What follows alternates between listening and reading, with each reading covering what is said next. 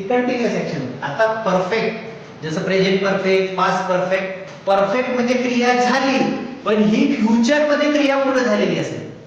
आता ही क्रिया पास्ट मध्ये झालेली असते, कंटिन्युअस प्रेझेंट मध्ये जस्ट झालेली असते, पण हे आता फ्युचर परफेक्ट मध्ये फ्युचर मध्ये पूर्ण झालेली असेल क्रिया.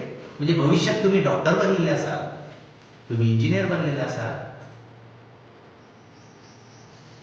लॉयर बनलेले असाल, हेल्पर बनलेले असाल, ड्रायव्हरही बनलेले असू शकाल. ते तुमच्या मर्जीनुसार आहे तुम्ही काय बनलेले असाल. एक चांगले माणसं सुद्धा बनलेले असाल. नमस्कार विद्यार्थी मित्रांनो, मी मोहनदास सलामी अफेक्ट ऑफ लर्निंग मध्ये आपलं सर्वांचं स्वागत करतो. आणि चॅनलला फर्स्ट टाइम भेटत असाल तर लाईक, शेअर, सबस्क्राईब करायला मात्र विसरू नका. आणि व्हिडिओ शेवटपर्यंत पहा, जेणेकरून तुम्हाला सगळ्या गोष्टी समजून जातील. आणि सगळ्यात शेवटी तुम्हाला कमेंट करायचं आहे की नेमकं व्हिडिओमध्ये तुम्हाला काय आवडलं आणि काय नवीन जाणवलं. तर चला सुरू करूया व्हिडिओला. आता फ्युचर परफेक्ट मध्ये अफर्मेटिव्हची रचना कशी असते? अफर्मेटिव्ह मध्ये इथे सांगितलंय subject plus will have plus V3. Subject as it is आहे, नंतर समोर विल हॅव आलेला आहे, विलच्या समोर हॅव लागलेला आहे, आणि V3 म्हणजे क्रियापदाचे तिसरे रूप. जसं go, went, gone. Work, work, ED, work.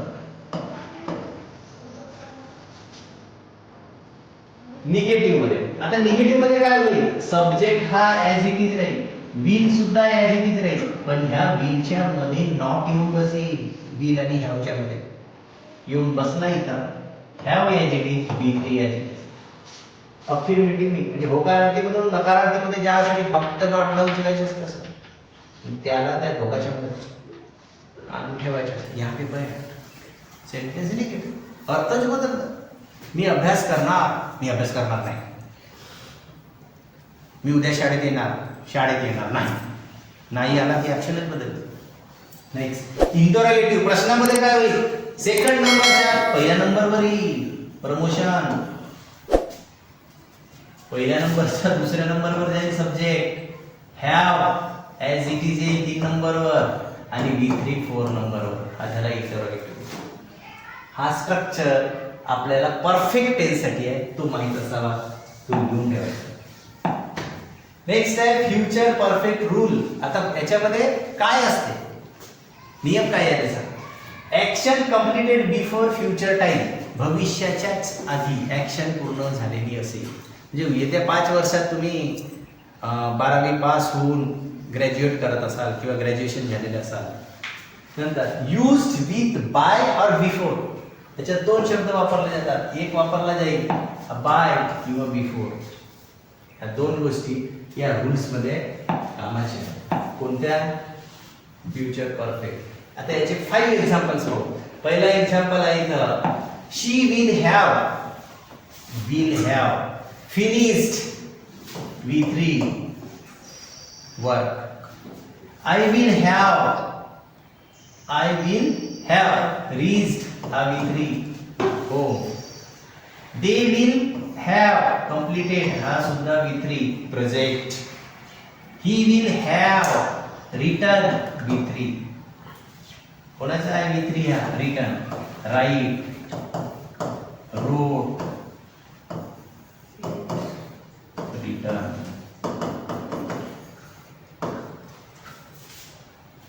We will have left, हा लेफ्ट सुद्धा V3 आहे.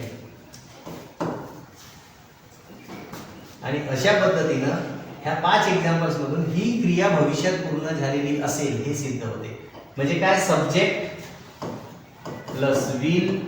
हा फॉर्म्युला लक्षात पाहिजे. याच्या आधी जो स्ट्रक्चर आला, याच्या आधी जो फॉर्म्युला आलेला तो आपल्याला लर्न पाहिजे, म्हणजे आपल्याला सहजच फ्युचर टेन्स मध्ये जाते. Subject plus will plus have plus V3 plus object, हा फॉर्म्युला तयार झाला. हा स्ट्रक्चर आपल्या लक्षामध्ये असायला पाहिजे. ओ मीन्स हिअर ऑब्जेक्ट, कर्म, ज्याच्यावर ऍक्शन केली जाते तो, ज्याच्यावर ऍक्शन होते तो. Then future perfect continuous, last tense. Future perfect continuous म्हणजे एक ऍक्शन चालू पण आहे, पूर्ण पण झालेली आहे, पण तेही भविष्यात. सपने देखने वाली बात है. मैं डॉक्टर बन चुका हूँ, बन गया. ताडपण सकाळी झोपेतून उठते आणि पाहत बेडवर पडलेलं आहे. बेडवर स्वप्नामध्ये मस्तपैकी स्पीडनं रेसिंग कार चालवत आहे, खूप स्पीडनं चालवत आहे रेसिंग कार. गाडीचा स्पीड खूप वाढलेला आहे, पहाड झालेली आहे, साईडला पप्पा आहे, लहान भाऊ झोपलेला आहे साईडला, आणि यानं गाडी खूप जोराने चालली आहे. आता जंप घेईन म्हणून जोरानं ब्रेक मारला, आणि जसा ब्रेक मारला तसा लहान भाऊ खाली पडला. पाहत होता काय ब्रेक यानं स्वप्नात मारला आणि साईडनं भाऊ खाली पडला. दे फ्युचर परफेक्ट कंटिन्युअस मध्ये स्ट्रक्चर कसा असेल? अफर्मेटिव्हच्या अफर्मेटिव्ह मध्ये त्याचा स्ट्रक्चर राहील, सब्जेक्ट राहील पहिल्या नंबरवर. हा स्ट्रक्चर लर्न करणे आवश्यक आहे तुम्हाला, हा फार महत्वाचा आहे तुमच्यासाठी. अफर्मेटिव्ह मध्ये सब्जेक्ट प्लस विल हॅव, इथं जास्तीचा लागतो बिल. बिल का म्हणून लागतो? कारण हा कंटिन्युअस टेन्स आहे आणि परफेक्ट कंटिन्युअसला हॅव बीन लागतो. नंतर V plus I N G, V plus I N G. Negative मध्ये काय चेंज होईल? Subject as it is, will as it is, not मध्ये येऊन उड्या मारणार आहे, have as it is, been as it is, V plus I N G as it is. काही जास्त फरक नाही. इंटरोगेटिव्ह मध्ये काय होईल? सेकंड नंबर वाला पहिल्या नंबरवर येतोय का? आला? हा पहिल्या नंबरच्या सेकंड नंबरवर गेला, तीन, हा नॉट निघून जाईल. हॅव ॲज इट इज 3 नंबरवर, बीन सुद्धा 3 नंबरवर, have been plus half V plus I N G 4 नंबरवर. स्ट्रक्चर तिन्हीचे स्ट्रक्चर सेम. अफर्मेटिव्ह, निगेटिव्ह आणि इंटरोगेटिव्ह मध्ये वेगवेगळ्या पद्धतीने कसे आहे हे तुमच्या लक्षात पाहिजे. एकदा आपण काय हे लर्न करून ठेवले, लक्षात ठेवले, कुठलाही टेन्स तुमच्या समोर येऊ द्या, कुठलाही सेंटेन्स तुमच्या समोर येऊ द्या, एवढा मोठा जरी सेंटेन्स आला तरी आपण त्याला म्हणू शकतो आय कॅन हँडल इट, मैं मैनेज कर लूँगा, मेरे को आता है, मैं तेरे को बदल दूंगा. वो बदल देने की कॅपॅसिटी अपने में आनी चाहिए. आपल्या डोक्यात तो विचार आला पाहिजे. आपण नाही तर काय करतो, तो सेंटेन्स आपल्याकडे येतो म्हणजे पेपरला किंवा इथं बाकीच्या वेळेस सोडवायला आपण त्याच्याकडे पाहतो, तो आपल्याला समजतच नाही. तो मग आपल्यावर हावी होतो, तो म्हणतो मैं तेरे से पडा हूं. कारण आम्ही हे स्ट्रक्चर पाठ केलेले नसतात किंवा हे स्ट्रक्चर मेमराईज केलेलं नसतं, आपल्या डोक्यामध्ये नसते, आपण कधी याच्याकडे लक्षच दिलेलं नसतं. मग तो हावी तोच होईल. मग तो म्हणतो मैंने तेरे को हरा दे ना, आपला पंजा खाली पडतो, असं पंजा लावला आणि तो आपल्याला हरवून जातो. आणि म्हणून गोष्ट लक्षात ठेवायची की इथं आपण जर परफेक्ट राहिलो, तो सेंटेन्स आपल्या समोर आला तर आपण काय म्हणून, मग देखता होती तेरा हरा के दिखाता. आपल्याला बॅटिंग चांगली जमत असेल, किती मोठा चांगला बॉलर आला, असं जोरानं किती असं उड्या मारून आपल्या समोर हवे देखले आहोत, उडा 6. सेम भाषेमध्ये, सेम इंग्रजीमध्ये आहे. कुठलाही लँग्वेज कुठली असो किंवा कुठलाही विषय असो, त्याच्यात इंटरेस्ट निर्माण झाला ना तरच मजा येते. शिकण्यात असेल, खेळण्यात कसं 3 वेळ बॉल खेळून का, कशासाठी? इंटरेस्ट आहे. सर अभ्यास करून का, नो इंटरेस्ट. सर सुट्टी पाहिजे, घरी जायचं इंटरेस्ट. म्हणजे कसं असते, एखाद्या गोष्टीत इंटरेस्ट निर्माण झाल्याशिवाय ती गोष्ट आपल्याला येणार नाही. म्हणून पुस्तकापेक्षा आपल्याला जास्त आलं पाहिजे असा विचार करायचा. कुठून मिळते साहित्य तर संदर्भ शोधायचा आणि अभ्यास करण्याचा प्रयत्न करायचा. आता याचा रूल काय आहे? इथं काय असेल, action continuing up to specific future time. भविष्यात ती ऍक्शन घडत आहे पण एका स्पेसिफिक टाइम पर्यंत घडत आहे हे दाखवलं जाते future continuous future perfect continuous tense मध्ये.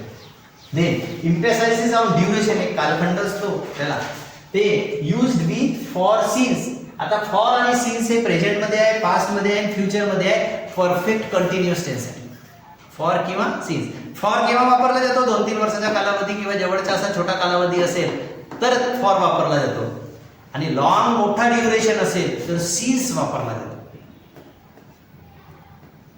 मोठा ड्युरेशन असेल तर सिन्स वापरला जातो. आता इथं त्याचे एक्झाम्पल्स आहेत पहा. Future perfect continuous 5 examples, 5 examples घेतलेत आपण.